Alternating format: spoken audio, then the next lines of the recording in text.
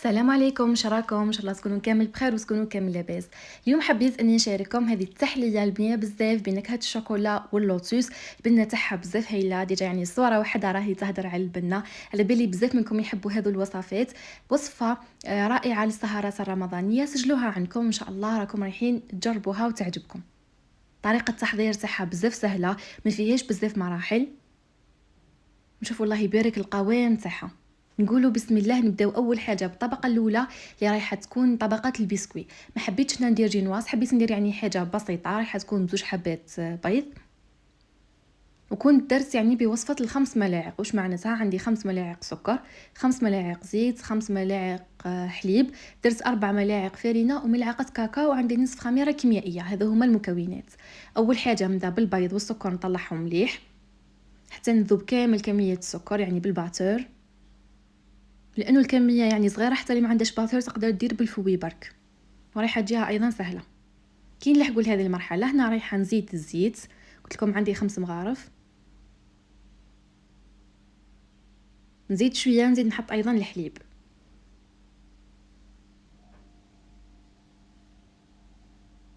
من اسهل يعني الوصفات اللي تقدروا ديروها، وخاصه انه عندنا يعني طبقه واحده، فيعني بلا ما نديروا الجينواز نديروا هذا البسكوي ويجي بزاف سهل. من بعد زدت حطيت الفرينه والكاكاو اللي يكونوا منخولين، حطيت الخميره الكيميائيه، وزدت كملت يعني بالباتور. بصح واش كي ديروا بالباتور هنا يعني قيس برك ما تخلطوا فقط، يعني هنا تحبسوا ما تخلطوش بزاف باش ما يهبطش معكم الخليط. جبت هنا الصينيه تاعي، هي صينيه 22 على 35، صينيه صغيره ماشي كبيره. ما تنساوش انه درنا غير بزوج حبات بيض. كنت درت لها بابي كويسون ايضا. ما تنساوش انه فيها الخميره، ما رايحه تطلع شويه كما راكم تشوفوا. نوزعها على كامل هذه الصينيه. المهم قلت لكم تخيروا صينيه صغيره وندخلوها طيب على درجه حراره 180 حتى تلقاو بلي يعني تنفخت وطابت. حتدير لكم واحد 10 دقائق حتى لربع ساعه. هنا رايحه نجي ندير الطبقه الاولى اللي رايحه تكون بنكهه اللوتوس. عندي هنا شوكولا بيضاء، عندي 100 غرام شوكولا بيضاء، نحطها في حمام مائي بدون اي اضافات يعني حتى تذوب معايا. عندي 50 غرام كريمه سائله.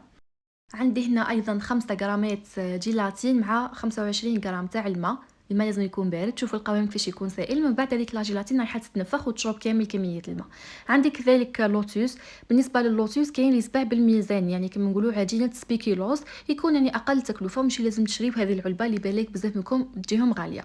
عندي كذلك 150 غرام كريمه سائله، يعني واحده اخرى، لانه قلت لكم عندي 50 غرام وحدها، و150 رايحه نطلعها بالباتور. بالنسبه يعني للكريمه السائله لازم تخيروا الخاصه بالحلويات اللي يكون فيها 35% من يعني المواد الدسمه، هكذا باش تطلع معكم تحصلوا على هذا القوام.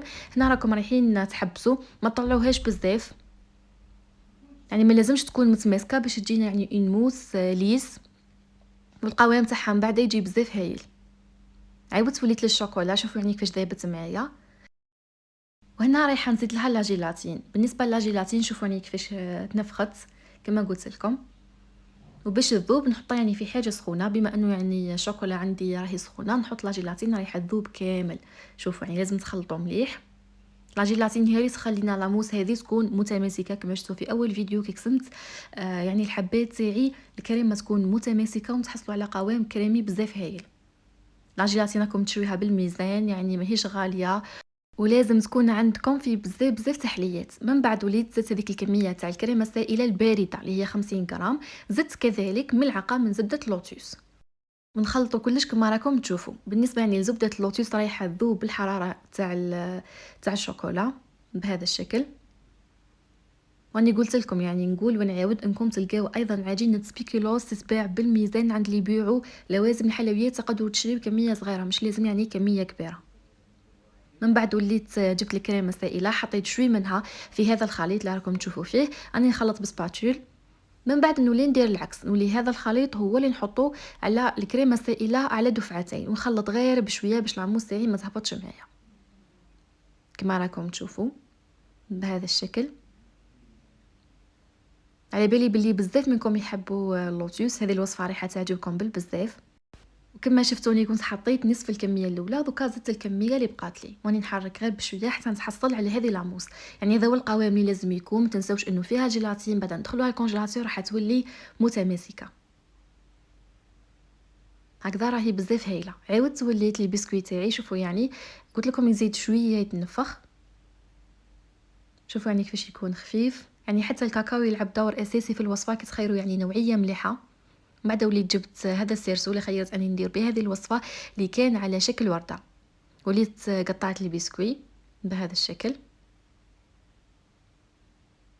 ما حبيتش يعني نطيب الجينواز تاعي ولا البسكوي هذا في المول ولا في هذا السيرسو، لانه من بعد الحجم تاعو راح شويه يتقلص، سما الجوانب يكونوا شويه فارغين. كي نحط لاموس تاعي راح يصير واحد الديكالاج. على بها قلت ندير هذه الطريقه خير ونقسم باش يعني الحجم يبقى نفسه.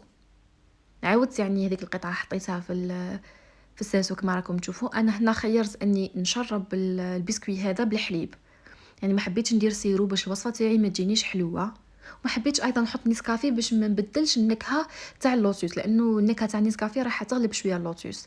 بالنسبه للحليب ما تخافوش الطعم تاعو مش راح يبان، وايضا مانيش رايحه نكثر ليه.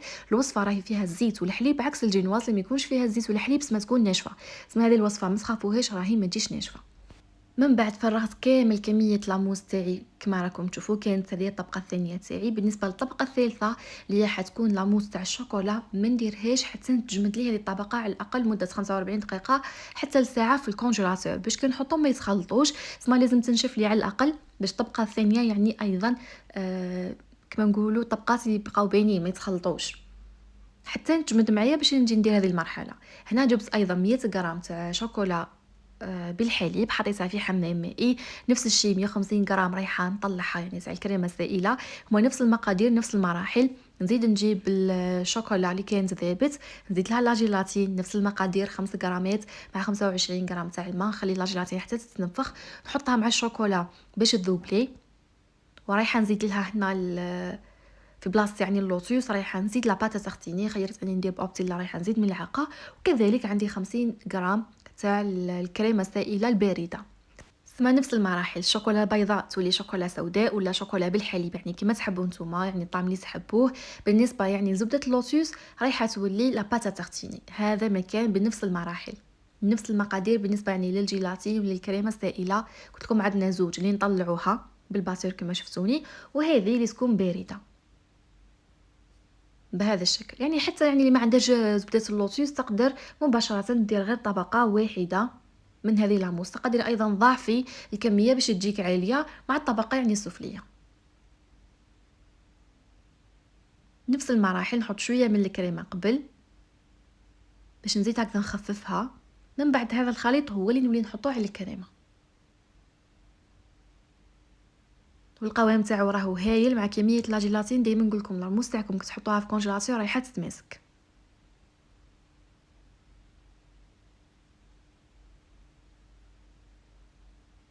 من بعد وليت جبت المول تاعي اللي كان في الكونجيلاتور، شخصيا حطيته مده ساعه. ونأكد عليكم ماشي تقولوا نوجدوا هذه لاموس نحطوها على جنب في هذيك الساعه يعني اللي الطبقه الثانيه تكون تبرد، راهي تتماسك معاكم. راهي فيها الجيلاتين ما تبقاش بنفس القوام. من بعد عاودت رجعت المول تاعي للكونجيلاتور. انا كنت درت هذه الوصفه في العشيه ما خليتها باتت ليله كامله حتى الغدوه، واللي ديموليتها وجيت باش ندير لي كلاص. وبالنسبه للكلاصاج كنت درت نص بزبده اللوتوس والنص كنت درتو بلا غاناش وشوكولا. عندي هنا 200 غرام تاع كريمه سائله تكون خاصه بالحلويات يعني، وزدت لها 200 غرام تاع شوكولا بالحليب. نزيدها بعد ما تغلي لا كريم فريش، يعني لازم تدي لي غاليه مليح. ونحط فيها هذيك الشوكولا رايحه تذوب بدرجه حراره الكريمه السائله. تقدروا حتى تزيدوا رشه ملح برك خفيفه وتخلطوا لا غاناش تاعكم راهي جاهزه يعني للكلاصاج. تقدروا ديروا ايضا شوكولا سوداء وننصحكم بها على جال اللون، يعني يجي اللون تاعها بزاف هايل ميم يعني تنقص في الحلاوه تاع الوصفه.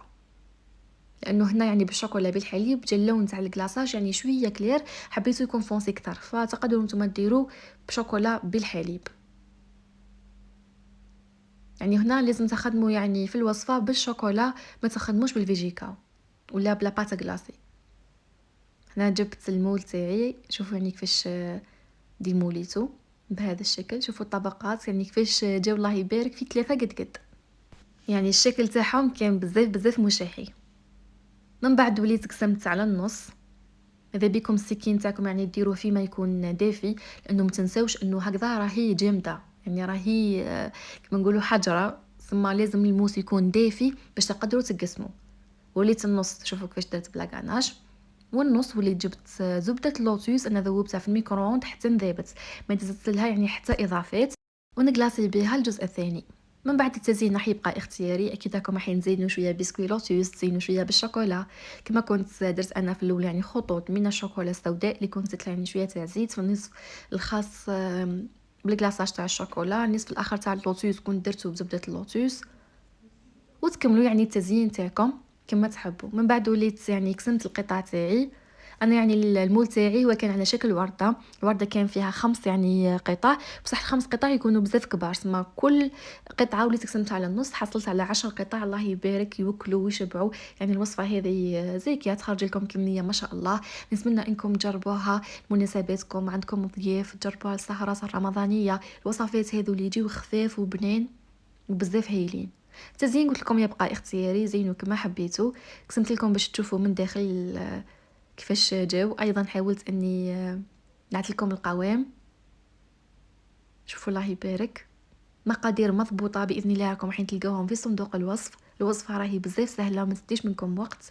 واي اسئله ولا اي نقطه ما هيش واضحه يعني في الفيديو خليوها لي في التعليقات، ان شاء الله نحاول اني نجاوبكم على كامل اسئلتكم. في الاخير نقول لكم دمتم اوفياء والى اللقاء.